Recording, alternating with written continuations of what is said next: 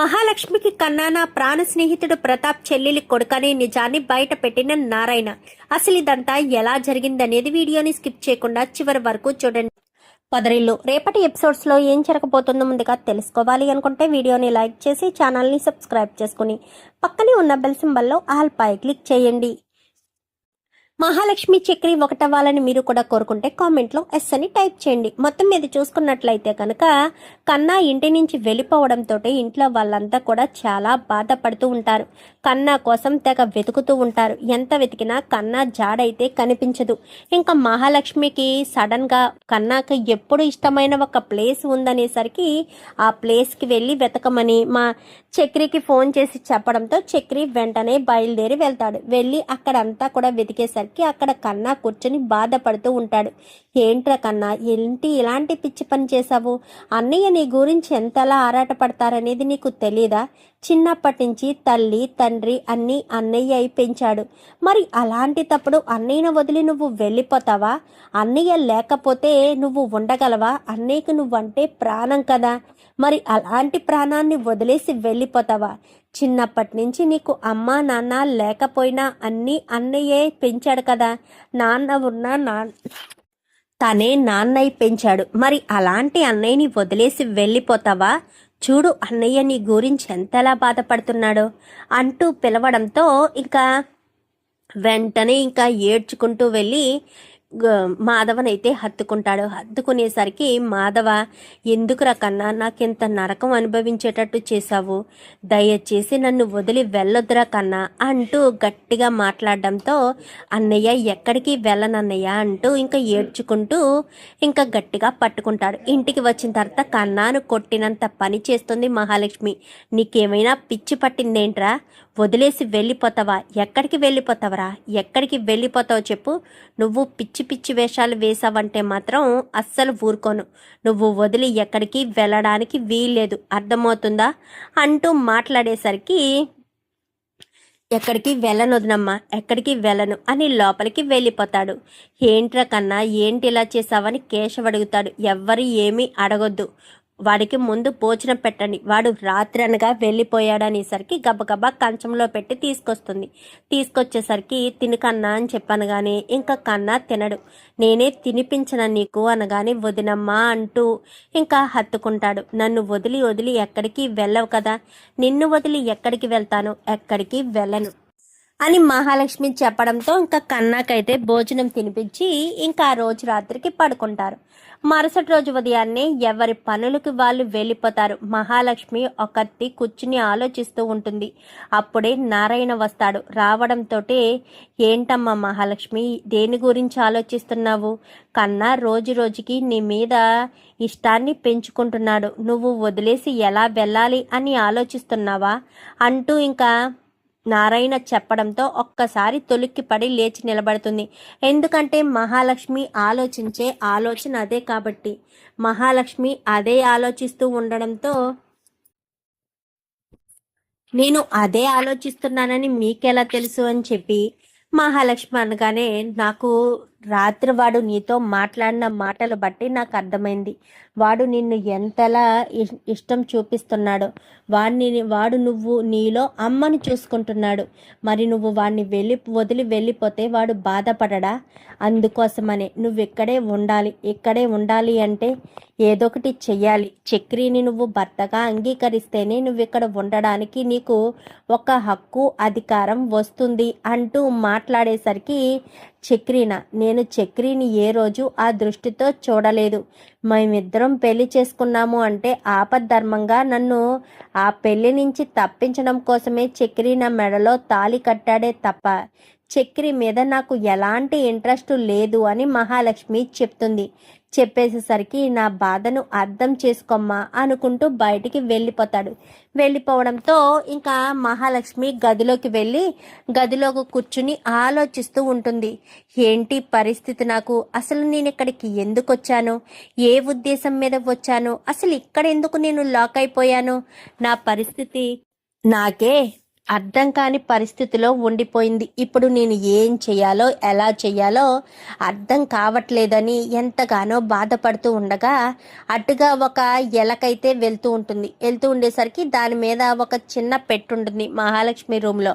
ఆ పెట్టిని కింద పడేస్తుంది ఆ ఎలక. పడేయడంతో బయటే కూర్చుని ఉన్నాడు కదా, ఒక్కసారిగా అంత పెద్ద సౌండ్ రావడంతో గబ్బగబ్బా వస్తాడు. ఏంటి సౌండ్ అని చెప్పాను కానీ పెట్టి పడిపోయిందనేసరికి నువ్వేంటి అలా కూర్చున్నావు అంటూ మాట్లాడతాడు. ఎందుకంటే ఎప్పుడైతే పెట్టి పడిపోతుందో ఉలిక్కి పడిపోయి కాళ్ళు రెండు పైకి పెట్టుకుని కంగారు పడిపోతూ ఉంటుంది. అది ఎలక అనగానే అది ఎప్పుడు తిరుగుతూనే ఉంటుందిలే కానీ ఈ పెట్టేంటి ఎలా పడిపోయింది అని గబగబా పెట్టిని తిరిగేసి పైకి లేపేసరికి పెట్టిలో ఉన్న ఫొటోస్ అన్నీ కూడా పడిపోతాయి. అందులో అన్నీ కూడా నారాయణకి సంబంధించిన ఫొటోస్ ఉంటాయి. ఫొటోస్ ఉండేసరికి పెట్టి ఎప్పుడైతే పడిపోతుందో పెట్టిని తిరిగేసి తీసేసరికి ఫోటోలు పడిపోతాయి. అయ్యో ఫొటోస్ అన్నీ పడిపోయాయే అని ఒక్కొక్క ఫోటోని సర్దుతూ ఇంకా అందులో పెడుతూ ఉండగా ఒక ఫోటో అయితే కనిపిస్తుంది. అందులో వాళ్ళ నాన్న నారాయణ అలాగే ఈ వెళ్ళిపోయింది కదా ఆవిడ ఫోటో, అంటే కన్నా వాళ్ళ అమ్మ ఫోటో, ముగ్గురు కలిపి ఫోటో ఉంటుంది. ఫోటో ఉండేసరికి ఆ ఫోటో వెనక చేసి ఉండడంతో ఆ ఫోటోను తీసి ఆ బాక్స్లో పెట్టేసేసరికి వెంటనే ఆ ఫోటోను తీసుకుని చూస్తూ ఉంటాడు. ఏంటి ఫోటో, ఏం చూస్తున్నారు అని చెప్పనేసరికి ఈ ఫోటోలో ఉన్న వాళ్ళమ్మ అని చెప్పి చూపించడంతో కన్నా వాళ్ళ అమ్మనే కదా చూశాను, నార్త్ ఇండియన్లా ఉన్నారు కదా, పక్కన వాళ్ళ అన్నయ్య కూడా ఉన్నాడనేసరికి ఏంటి వాళ్ళ అన్నయ్య అంటే కన్నాకు మేనమామ కూడా ఉన్నాడా? ఉన్నాడనగానే వెంటనే ఫోటో తీసుకుని అలా చూస్తూ ఉండిపోతుంది. ఎందుకంటే కన్నా వాళ్ళ అమ్మ పక్కన ఉన్నది ఎవరో కాదు ప్రతాపే. ఆ పక్కన ఉంటాడు నారాయణ. ప్రతాప్ చూసి ఈయనెవరు అని చెప్పాను కానీ అతనే కదా కన్నా వాళ్ళ మేనమామ అని చెప్పాను కానీ ఏంటి ప్రతాప్ అని చెప్పాను కానీ ఈయన మీకు తెలుసా ప్రతాపు అని చెప్తున్నావు? అవును, వాడి పేరు ప్రతాపే, వాడే నా ప్రాణ స్నేహితుడు అని చెప్పాను కానీ ఒక్కసారిగా షాక్ అవుతుంది. ఆయన ఎవరో మీకు తెలుసా అనేసరికి హైదరాబాద్లో ఎక్కడో పెద్ద బిజినెస్ ఉందంట, అక్కడే ఉంటారు అనేసరికి ఆయన ఎవరో కాదు మా నాన్న అంటూ మహాలక్ష్మి అసలు విషయం చెప్తుంది. ఏంటి వీడు మీ నాన్ననా అని చెప్పాను కానీ అవును మా నాన్నే అని చెప్పనేసరికి ఒక్కసారిగా షాక్ అయిపోతారు. అంటే నువ్వు నా మేనకోడలివా అని చెప్పాను కానీ నాకు ఇప్పటి వరకు ఈ విషయాలు తెలియదు. అసలు మా నాన్నకు ఒక చెల్లెలుందన్న విషయం కూడా ఇప్పటి వరకు బయట పెట్టలేదు. ఇన్ని రోజు బయటికి రాని నిజం ఇప్పుడు బయటికి రావడం ఏంటి? మా నాన్నకు ఒక చెల్లెలుందా? మరి ఇన్ని రోజులు ఆ విషయాన్ని ఎందుకు చెప్పలేదు, ఎందుకు తెలియలేదు అంటూ ఇంకా ఎంతగానో కంగారు పడుతూ ఉండగా ఈలోపు మిగిలిన వాళ్ళు వస్తారు. వచ్చేసరికి మాధవ్ వస్తాడు. ఏంటి ఫోటోలు ఎగ్జిబిషన్ ఏంటి, అస్తమాను ఫొటోస్ ఎందుకు చూస్తున్నావు అనగానే ఈ ఫోటోలు ఉన్నది ఎవరో తెలుసా పెద్ది? ఎవరు వీళ్ళ అదే కన్నా వాళ్ళ మేనమామ అనేసరికి ఆయన ఎవరో కాదు మా నాన్న అంటూ చెప్తుంది. చెప్పేసేసరికి ఏంటి ఈయన మీ నాన్ననా అని చెప్పాను కానీ అవును ఆయనే మా నాన్న. మా నాన్నని మీరెవరూ చూడలేదు కాబట్టి మీకు తెలీదు, చక్రికి తెలుసు, చక్రి అని చెప్పాను కానీ చక్రి ముందుకొస్తాడు. ఇందులో ఉన్నది మా నాన్ననే కదా అని చెప్పాను కానీ అవును మీ నాన్న ప్రతాప్ గారే కదా, మీ నాన్న ప్రతాప్ గారు కన్నా వాళ్ళ అమ్మ పక్కన ఉండి ఫోటో తీయించుకోవడం ఏంటి నాకు అర్థం కావట్లేదు అని చెప్పనేసరికి అదే కదా నాకు తెలియని విషయం, వీళ్ళిద్దరూ అన్నా చెల్లెళ్ళు అన్న విషయం ఇప్పుడు బయటకు వచ్చింది.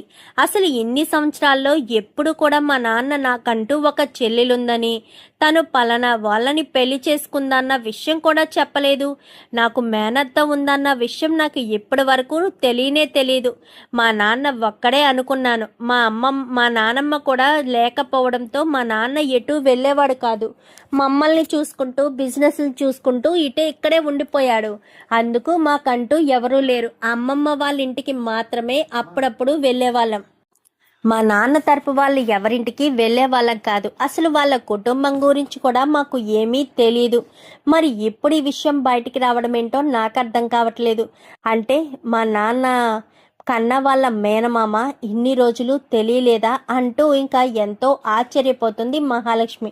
ఈలోపు కన్నా వస్తాడు. కన్నా రావడంతో రారా కన్నా, నీకు మరొక ఆత్మబంధువు ఉన్నారు అనేసరికి ఆత్మబంధువా, ఏం మాట్లాడుతున్నావు అన్నయ్య అనగానే మహాలక్ష్మి ఎవరనుకుంటున్నావు, మీ సొంత మేనమామ కూతురు అనేసరికి ఒక్కసారిగా షాక్ అవుతాడు కన్నా.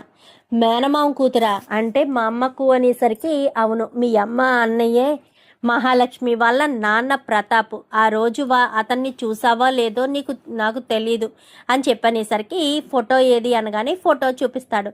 నేను ఈయన్ని ఎప్పుడూ చూడలేదే, అదేంటి ఈయనేనా మా అమ్మ వాళ్ళ అన్నయ్య అని చెప్పాను కానీ అవును, మరి ఈయన దగ్గరికే వెళ్ళిందా మా అమ్మ అని కన్నా అడిగేసరికి లేదు మీ అమ్మ మా దగ్గరికి రాలేదు, ఇన్ని రోజులు అసలు నాకంటూ ఒక మేనత్త ఉందన్న విషయం కూడా ఇప్పటి వరకు బయటికి రాలేదు. అలాంటి తప్పుడు మా అమ్మ దగ్గరికి ఎందుకు వస్తారు, ఏదో జరిగింది, ఎక్కడ ఉంటున్నారో తెలియడం లేదు, మా నాన్న కానీ మా అమ్మ కానీ ఇప్పటి వరకు అసలు ఈ విషయాలేమీ చెప్పలేదు అంటూ ఇంకా మహాలక్ష్మి చెప్తుంది. బహుశా నన్ను పెళ్లి చేసుకోవడం వల్లే ఆ రోజుతో మీ అమ్మకు మీ అన్నయ్యకు బంధం తెగిపోయిందేమో. ఆ తర్వాత కూడా ఆయన వచ్చి మాట్లాడారు, ఆ అన్న చెల్లెళ్ళిద్దరూ మాట్లాడుకున్నారు. ఏం జరిగిందో ఏంటో తెలీదు, అది మేము చివరిసారిగా కలిసినప్పుడు తీసిన ఫోటో. ఆ తర్వాత ఎప్పుడూ కూడా మీ అమ్మను చూడడానికి రాలేదురా కన్నా మీ మావయ్య అంటూ చెప్తాడు. చెప్పేసేసరికి అసలు ఏం జరుగుంటుంది, ఆ రోజు ఏం జరుగుంటుంది అని ఆలోచనలో పడతాడు. ఇప్పుడు ఏం చేయాలి, మహాలక్ష్మి వాళ్ళ నాన్న దగ్గరికి కన్నాను తీసుకువెళ్ళాలా అనగానే నాకు ఎవరు అవసరం లేదు, వదినమ్మ ఒకతే చాలు, నాకు ఇంకెవరూ అవసరం లేదు అంటూ మాట్లాడేసరికి నీ ఇష్టం, నీకు అవసరం లేకపోతే మేమేమీ చేయలేము అంటూ ఇంకా మిగిలిన వాళ్ళు అంటారు.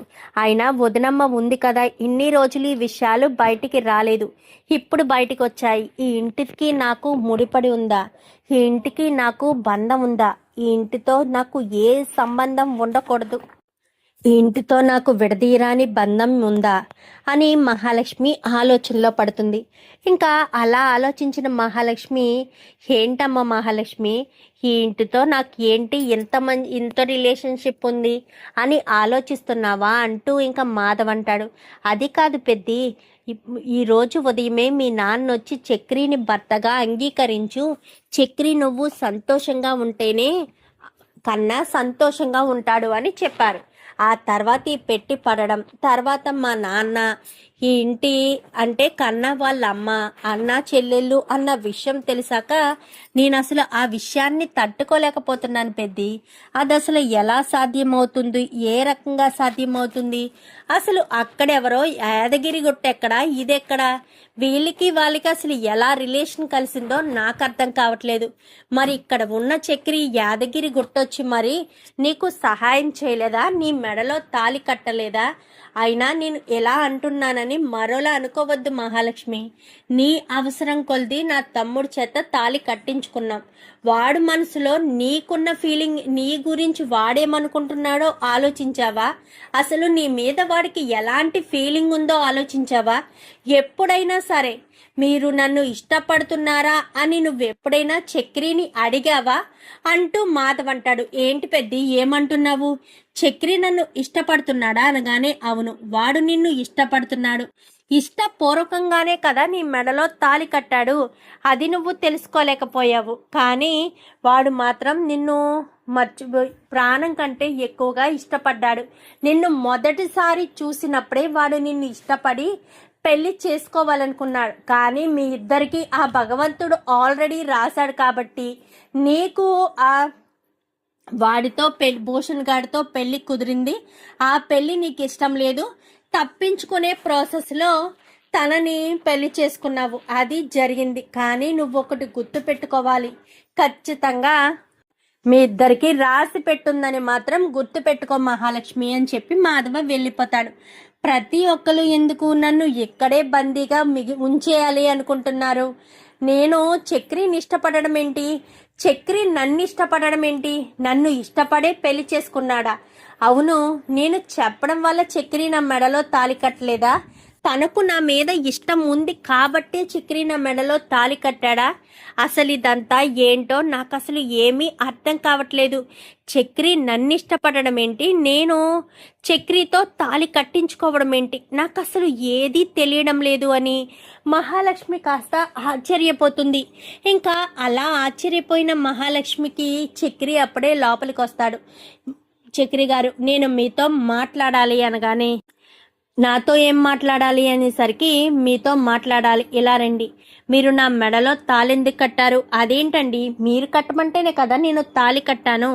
ఇప్పుడు నా మెడలో మీరు తాళెందుకు కట్టారు అంటూ నన్ను ప్రశ్నిస్తారేంటి? మరి మిమ్మల్ని ప్రశ్నించకపోతే ఎవరిని ప్రశ్నించాలి? మీరేమో నన్ను మనస్ఫూర్తిగా ఇష్టపడి నా మెడలో తాళి కట్టారు అనేమో పెద్ది అంటున్నాడు. మిమ్మల్ని అడిగితే మీరు ఏమీ మాట్లాడడం లేదు, నిజం చెప్పండి అని చెప్పనేసరికి, ఏం నిజం కావాలి మీకు? మీరు వచ్చి నాకు సహాయం చెయ్యి అని మీరు నన్ను అడిగారు కాబట్టి మీ మెడలో తాళి కట్టాననుకుంటున్నారా? మీరంటే నాకు ఇష్టం, మిమ్మల్ని నేను మనస్ఫూర్తిగా ఇష్టపడుతున్నాను. అలా ఇష్టపడ్డాను కాబట్టే నేను మీ మెడలో తాళి కట్టాను.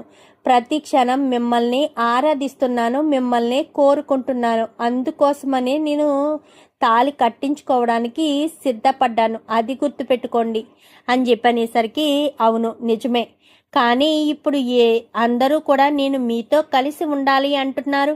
మీరు నేను భార్యాభర్తలుగా ఉంటే చూడాలనుంది అని అంటున్నారు. ఇప్పుడు ఏం చేయాలి? వాళ్ళు అలానే అంటారు, ఇంకా వాళ్ళ గురించి ఆలోచించకండి, మీ జీవితం గురించి మీరు ఆలోచించండి అని చెప్పాను. కానీ అంటే మీరు నిజంగా నన్ను అనేసరికి, చూడండి మహాలక్ష్మి గారు, నిజంగా నేను మిమ్మల్ని ఇష్టపడ్డాను, మనస్ఫూర్తిగా ఇష్టపడ్డాను. మీరంటే నాకు చాలా ఇష్టం, మిమ్మల్ని నేను మనస్ఫూర్తిగానే ఇష్టపడ్డాను. అది మీరు గుర్తుపెట్టుకుని మీరు నన్ను తప్పుగా అర్థం చేసుకోవద్దు. ఏ అబ్బాయికైనా సరే ఫస్ట్ టైం ఒక అమ్మాయి మీద ఫీలింగ్ కలుగుతుంది. ఆ అమ్మాయే తనకు భారీగా రావాలని కోరుకుంటాడు. నేను మిమ్మల్ని మొదటిసారి చూసినప్పుడే మీ మీద నాకు ఫీలింగ్ కలిగింది. ఇప్పుడు నాకు మీ మీద అధిక హక్కు ఉన్నా లేకపోయినా మీరు నేను ఒక బంధం ఉందని నాకు తెలిసిన తర్వాత చాలా సంతోషం అనిపించింది. మీరు కన్నాకు వదినంటే కన్నా నా తమ్ముడు కాబట్టి నాకు నా మేనమామ కూతురే మీరు అవుతారు అని చెప్పి అక్కడి నుంచి వెళ్ళిపోతాడు. ఏంటి బంధాలన్నీ నాకు ఇలా ముడిపడుతున్నాయి? నేను ఒక స్థాయికి వెళ్ళాలనుకుంటున్నాను, నేను ఆ స్థాయికి చేరుకోగలనా? ఇలానే నా బంధాలన్నీ నాకు అడ్డుకుని నా మనసుని పూర్తిగా మార్చేస్తాయా? అలా నా మనసు మారిపోతుందా అని ఆలోచిస్తూ మహాలక్ష్మి ఉండేసరికి ఈలోపు కన్నా అయితే వస్తాడు. కన్నా రావడంతో వెంటనే కన్నా దగ్గరికి వెళ్ళి, ఏంటి కన్నా, ఏం ఆలోచిస్తున్నావు అనగానే, నన్ను వదిలి వెళ్ళిపోవు కదా వదిన అనేసరికి, ఎక్కడికి వెళ్ళను, నేను ఒక ఇంపార్టెంట్ ఫోన్ కాల్ మాట్లాడాలి, నేను మాట్లాడొస్తానని వెంటనే హారికకు ఆ ఫోటో పంపిస్తుంది. ఆ ఫోటో పంపించేసరికి, ఇదేంటి మీ నాన్న వాళ్ళతో ఉన్నాడు, ఆవిడెవరు అనగానే, ఆవిడ ఎవరో కాదు వదిన, మా మేనత్తంట, అంటే నారాయణ గారి రెండో భార్య అని చెప్పనేసరికి ఒక్కసారిగా షాక్ అవుతుంది. ఏంటి మీ మేనత్తన అంటే మామయ్య చెల్లెలు అని అంటున్నావా? అవునొదినా, మామయ్య నాన్న చెల్లెలే అని అంటున్నాను. నాన్నకో చెల్లెలుందంట. నారాయణ గారిని పెళ్లి చేసుకున్న తర్వాత నాన్న ఎక్కడికి వచ్చారంట. నాన్నకి కుటుంబంలో వాళ్ళందరూ కూడా తెలుసంట. కానీ చక్రి ఎప్పుడో చిన్నతనంతో ఉండడంతో చక్రిని చూసి గుర్తుపట్టలేకపోయారేమో అంతే. ఇప్పుడు నాన్నకు ఈ ఇంటికి సంబంధం ఉందని తెలిస్తే నన్ను క్షమిస్తారా? మళ్ళీ వాళ్ళ చెల్లెలు కొడుకునే, అంటే చెల్లెలు భర్త కొడుకునే పెళ్లి చేసుకున్నాను అన్న విషయం తెలిస్తే క్షమిస్తారా? ఇక్కడ మరొక విషయం ఏంటంటే, నేను చక్రిని అవసరానికి పెళ్లి చేసుకున్నాను కానీ చక్రి నన్ను మనస్ఫూర్తిగా ప్రేమించి పెళ్లి చేసుకున్నాడంట. నన్ను మొదటిసారి చూసినప్పుడే చక్రి ఇష్టపడ్డాడంట. అలా ఇష్టపడడం వల్లే నా మెడలో తాళి కట్టు అనే అవకాశం రావడం వల్లే చక్రి నన్ను పెళ్లి చేసుకున్నాను అని చెప్తున్నాడు. ఇప్పుడు ఏం చేయమంటావు వదినా, ఏం చేయమంటావు? ఈ ప్రాబ్లం నుంచి, చక్రి నుంచి నేను తప్పించుకోగలనా? కన్నా ఏమో నన్ను పట్టుకుని వదలను, వెళ్ళొద్దు అంటూ బాధపడుతున్నాడు. ఇప్పుడు నేను ఎటూ తేల్చుకోలేని పరిస్థితిలో, ఎటూ మునగలేని పరిస్థితిలో, నేను దిక్కుతోచని స్థితిలో ఉన్నాను వదిన, నాకు ఏం చేయాలో అర్థం కావట్లేదు. చూడు మహాలక్ష్మి, నీ జీవితం ఇలా అవుతుందని నేను అనుకోలేదు. నీకు చక్రి అంటే ఇష్టమో కాదా అని నేను అడగడం లేదు. ఒక్కసారి ఆడదాని మెడలో తాళి పడితే అది చాలా పవిత్రంగా అంటే ఫీల్ అవుతుంది మన భారతీయ స్త్రీ. నీకు ఇష్టం ఉన్నా ఇష్టం లేకపోయినా చక్రితో తాళి కట్టించుకున్నావు. చక్రి మనసులో నువ్వు ఉన్నావు. అందరూ ఏమంటారంటే మనల్ని ఇష్టపడే వాళ్ళు దొరకడం చాలా అరుదు అంటారు. మనం ఇష్టపడే వాళ్ళు చాలా మందే ఉంటారు, కానీ మనల్ని ఇష్టపడే వాళ్ళు కొంతమంది మాత్రమే ఉంటారు. అలాంటి వ్యక్తి లైఫ్ పార్ట్నర్గా దొరికితే ఆ జీవితం చాలా బాగుంటుంది అని అంటారు. అందుకే చెప్తున్నాను, చక్రిని నువ్వు భర్తగా అంగీకరిస్తే నీ భవిష్యత్తు బాగుంటుందని నేను నమ్ముతున్నాను. చెప్పు అని చెప్పనేసరికి, అది కాదు వదిన, అంటే నేను అనేసరికి నీ గోల్స్ రీచ్ అవ్వడానికి ఆ ఇంట్లో నీకు ఎలాంటి అబ్జెక్షను ఉండదు. నీకు ఇంకా వాళ్ళు సహాయం చేస్తారు. సహాయం చేసి నీకు మంచి భవిష్యత్తుని ఏర్పాటు చేస్తారని నాకు నమ్మకం ఉంది అని చెప్పి హారిక చెప్తుంది. హారిక చెప్పిన మాటల్ని ఆలోచిస్తూ ఉంటుంది ఇంకా మహాలక్ష్మి అయితే. ఇంకా ఇది ఇలా ఉండగా మాధవ గాయత్రి గురించి ఆలోచిస్తూ ఉంటాడు. ఏంటి పెద్ది, గాయత్రిని ఇంకా మర్చిపోలేదా? మర్చిపోవాలని నా మనసుకి ఎంతలా చెప్తున్నా చిన్నప్పటి నుంచి కలిసి తిరిగేం కదా మహాలక్ష్మి. తను పదే పదే గుర్తొస్తుంది. తనని ఇష్టపడ్డాను కదా, ప్రేమించాను కదా, అందుకోసమని తనని నేను ఎంతగానో సంతోషంగా చూసుకోవాలి అనుకున్నాను, కానీ అవకాశం దొరకలేదు అని బాధపడుతూ ఉంటాడు. బాధపడుతూ ఉండేసరికి బాధపడకన్నయ్య అని చెప్పి మిగిలిన వాళ్ళంతా కూడా ఓదారుస్తారు. ఇంకా నారాయణ కూడా అది పిరికి సన్నాసిరా, అది పిరికి సన్నాసి, అందుకే ధైర్యం చేసి రాలేకపోయింది.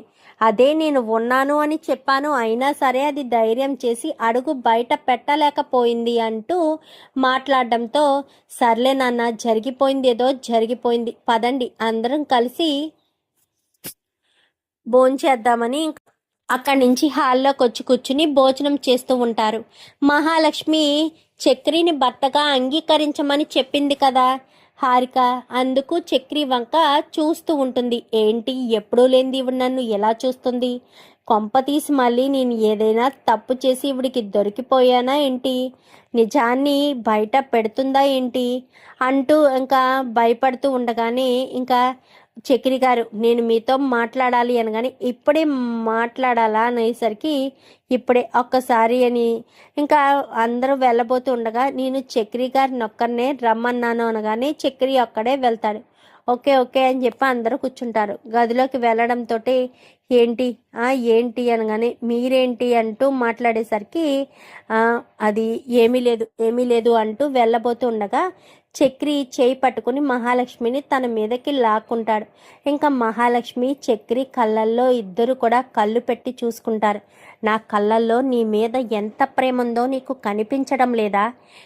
నువ్వు నా మేనమామ కూతురువి అంటే కన్నా మేనమామ కూతురు నాకు మేనమామ కూతురే అవుతుంది కాబట్టి నువ్వు నా మరదలవి అన్న విషయం నాకు తెలిసిన తర్వాత నిన్ను నేను వదులుకోకూడదు అని అనుకున్నాను. నేనే చొరవ తీసుకోకపోతే ఇంకా వేస్ట్ అని చెప్పి నేనే చొరవ తీసుకుని ఇదంతా చేశాను అంటూ మాట్లాడేసరికి, ఆ రోజు నీ మెళ్ళలో తాళి కట్టే సమయానికే నువ్వంటే నాకు ప్రాణం, అందుకే నేను నిన్ను అంతలా ఇష్టపడి పెళ్లి చేసుకున్నాను, కానీ నువ్వు నన్ను నీకు సహాయం చేసిన వ్యక్తిలాగే చూసావు అంటూ మాట్లాడుతుంది. మాట్లాడిన తర్వాత ఇంకా అక్కడి నుంచి మహాలక్ష్మి బయటికి వచ్చేసి అందరితో పాటు కూర్చుని భోజనం చేస్తూ ఉంటుంది. చక్రి ఎదురుగా కూర్చుని భోజనం చేస్తూ ఉంటాడు. ఏమైందిరా చక్రి అనగానే, ఏమీ లేదన్నయ్య, మీరంతా కలిసి భోంచేయండి అని చెప్పి బయటికి వెళ్ళబోతూ ఉండగా, ఎక్కడికి వెళ్తున్నావు అనేసరికి, నా మనసు బాగోలేదు అనేసరికి, నోరు మూసుకుని కూర్చుని తినరా, తిండి మీద అలుగుతావేంటి, తినే తిండి మీద అలగొద్దని నీకు చాలాసార్లు చెప్పాను అంటూ చెప్తాడు. మొత్తానికైతే ఇంకా కన్నా ఎవరో కాదు, తన మేనత్త కూతురు అన్న విషయం అయితే మహాలక్ష్మి తెలుసుకుంటుంది. కన్నాకు రిలేటివ్ అయితే మిగిలిన వాళ్ళకు కూడా రిలేటివే కదా అవుతుంది మహాలక్ష్మి. మరి ఎప్పటికైనా మహాలక్ష్మిలో మార్పు వస్తుందా? చూద్దాం మరి రాబోయే ఎపిసోడ్స్లో ఏం జరుగుతుందో. వీడియో నచ్చితే లైక్ చేసి ఛానల్ని సబ్స్క్రైబ్ చేసుకుని పక్కనే ఉన్న బెల్ సింబల్లో ఆల్ పై క్లిక్ చేయండి. Thank you for watching.